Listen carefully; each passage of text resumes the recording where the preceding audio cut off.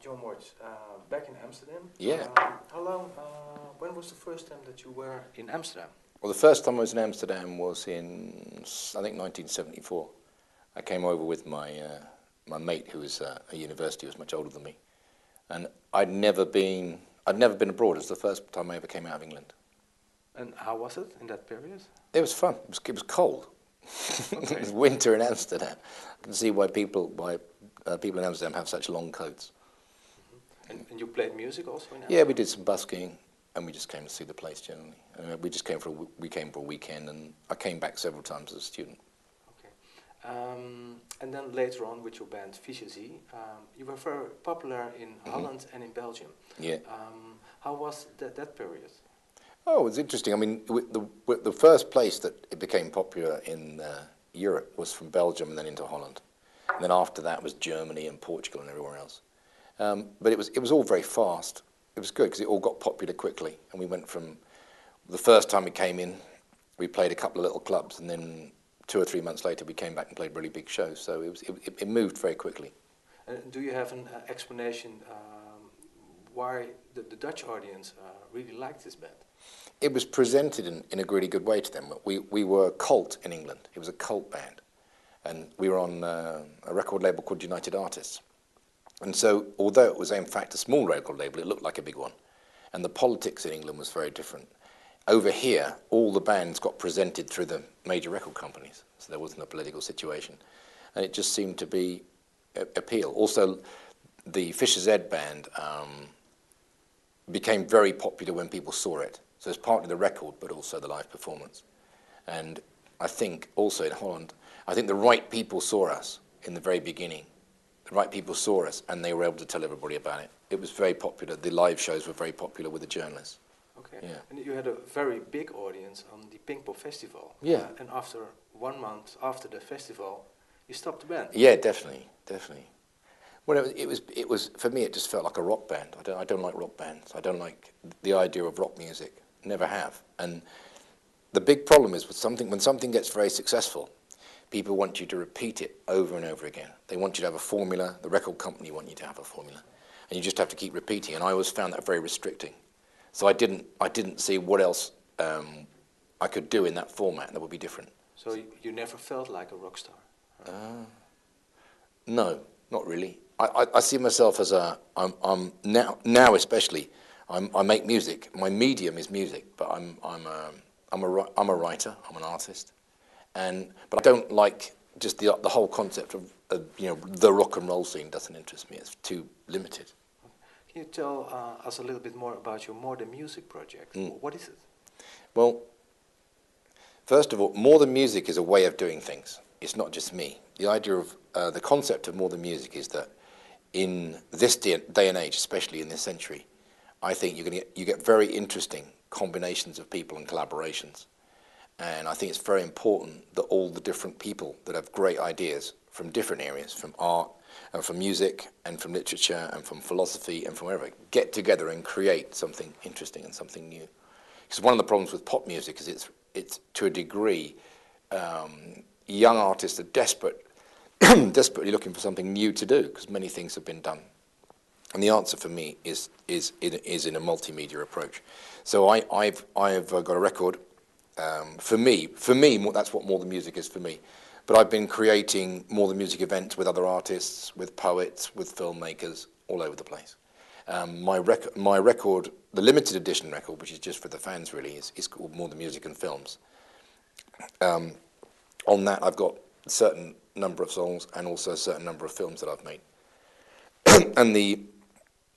But later on this year, the general release record will be just audio because you can't get very complicated formats into radio. It's too difficult to understand.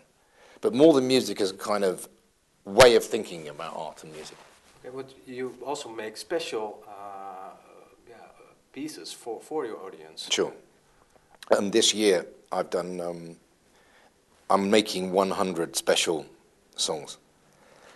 People contact me and they explain what they want, and I make them their own song in a special way, and I make them the art that goes with that, and I put it in an artifact, which if people look at the website, they can see what it is. It's a case with piece of art inside. Wow. And then you have a special John Watts Yeah, it's a unique. song It's a project. unique piece of work. Yeah. Berlin. You travel a lot for your work. I was in Berlin last week, and the week before I was in Salzburg, and then I was in New York during the for 9/11 commemorations.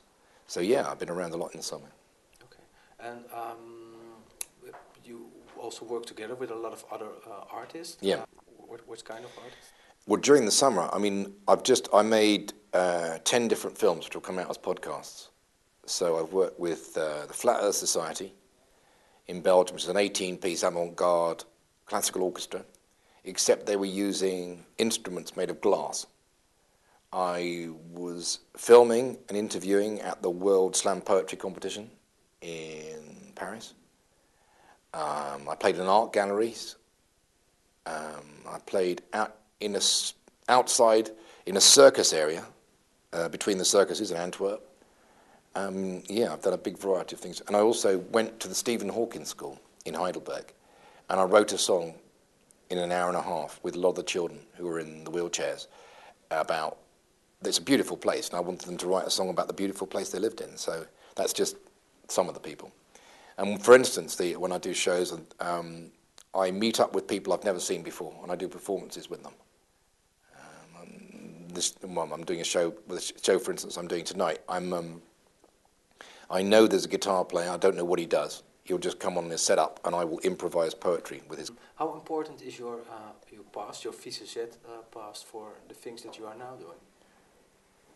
Do you mean artistically? Yeah, artistically. I think that I'm very proud of my Fischer Z past, but I like it to be past. I have no sentimentality about things. I believe the work I'm most interested in is my current work, although obviously I'm proud of the things historic.